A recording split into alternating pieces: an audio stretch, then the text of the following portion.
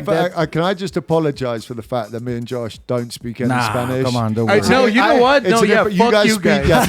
Fuck you.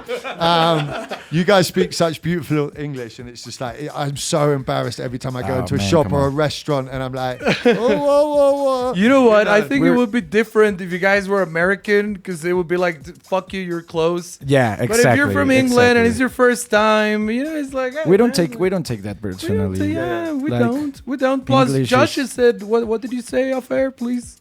Puta madre. Exactly. Congratulations, you're already Mexican. That's Josh, all you hermano, need to know. ya eres mexicano. Yeah, exactly. So I have a question for you guys. Let's go to the typical question, like how did you how did it start? How did Make It Dance started? How was the beginnings? Where are you planning on going to the future? Because you guys know each other since childhood, right? No, not at all. You grew up in the same neighborhood. We grew up in the same neighborhood, maybe about 5 miles from each other, but we were at the same parties when we were growing our musical tastes. So we were in Fabric when we were way too young. Like I was 15 years old with a fake ID, and Ben's a little bit older than and a dream. Listening to the same exactly we were in the same rooms together, so that's pretty cool. That's nice. Yeah. But then we actually met through an ex-girlfriend of mine. God bless her. God bless her. Yeah. Shout out ex-girlfriends. Yeah, shout out Thank you to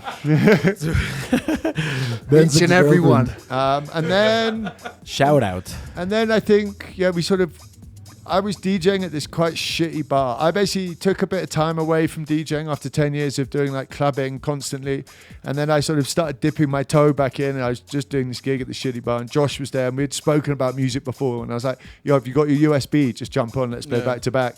And it sort of flowed really nice. And we're like, And then we did I went around Josh's parents' place in Ealing, where he had a little studio set up, and we edited a Prince track, I think, and just were mucking around in the studio, and then bang, lockdown.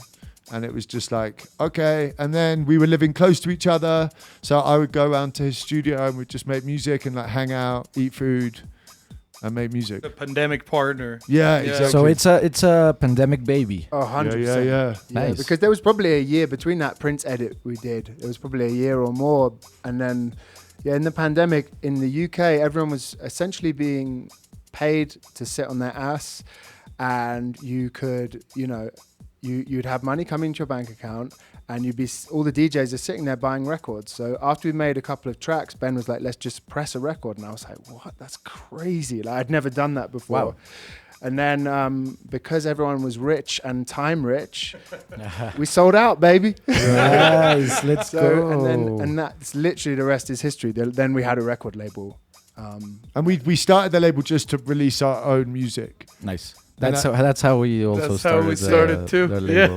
Yeah. And also it's it's like a too. slight month before the pandemic, but it was the same struggles. Yeah, we wanted to release a record, and we're like, let's fucking do it on our own. But I also think I didn't want to I'd been DJing for 10 years and relying on other people to put out my music and trying to get bookings in the right place, yada, yada, yada. And then this time around, I was older and I was like, fuck this. I want to do everything ourselves. And both me and Josh are massive control freaks. So it's just like, we just wanted to build, if you build your own thing, then you don't rely on anybody else. You can control that artwork. You can choose who you want to do the mastering. You mentioned that also on Sunday. Like, the best part of having a label is doing whatever the fuck you want. Yeah, exactly. Exactly. And do you have any challenges that have come up as label owners, as label running? Like, how did you find the sound? How did you find your first demos sent by other people? How did you manage that? I think the only challenges we've had have been logistical. As far as creative has gone, that's always just been quite natural. We meet in the middle on lots of things, and that's all quite easy. But in terms of being business people, that's we struggle with admin. And now we have a little team that we've constructed. Nice. Shout out to Leo, and we don't really have to worry so much about the nuts and bolts of the behind the scenes stuff. So it's more just, what can we do creatively? So and in terms of people finding music, it can be anything. Like sometimes you get picked up by someone in a car on the way to a party, they'll play a demo, we'll sign it there and then. It's like shout out to Issam Damani, Limoncello, which and Oh yeah, I heard that track. so that was he was like, I make music, and we're like, we'll play it then, and then he plays it, and it's like, this is so good, we'll sign it. So yeah, it can come. Yeah, he was our any artist which way. liaison at a gig in Italy, and he picked us up from the airport, and we made him play the demos. We're like, play your demos now. Yeah, of course. Just signed it. Oh, cool. You know. That's or a like, great story. Or sometimes, because a lot of the music we release, and we kind of make a point of this, is like from unknown artists or artists haven't done much. And like the Rakim Under was his first release. That's what I was gonna say. Yeah. Because I met him and I left my headphones at the gig, and he thankfully picked them up. So I went to meet him again to pick up my headphones, and I was like, I like the music, I like your vibe. And I was like, do you make music? And he was like, yeah. And I just forced him for ages to send it. And then finally he sends it, and Ben and I are in the airport waiting to go somewhere, and we listen to it. And like within 10 seconds, we're like calling him, like, we want to sign all of this. Yeah. That Rakim on the record, Blind Vice, and it's a two other classic tracks, record. just instant classic. And also the first time I think I've heard Rakim Under release. It was his first It's release. the first yeah. one. nice. And we have another thing from him. If he finishes The it, Rakim if you're Radon. listening, Yeah. fucking finish your music. Shots hopefully fired. this year, shots fired. Well, you've put out two other records with him after that one, So the we- Rakim Redone. Yeah, his edit series. His edits, So there's two sort of wings of our label. There's Mad Records, which is original music, and then there's And Mad, the Mad Edits, which Edits. is, you know. And now, Finally. Editing is. and We now like editing. sub-label on the way. Yeah, we got Mad Chill coming, Mad which Chill, is yeah. ambient, down-tempo stuff, more listening stuff at home. Yeah, so anyone who's making music without drums, unless it's like No. just noise, No beats. no beats, anything we can play on a sunset cruise, send it Nice. through.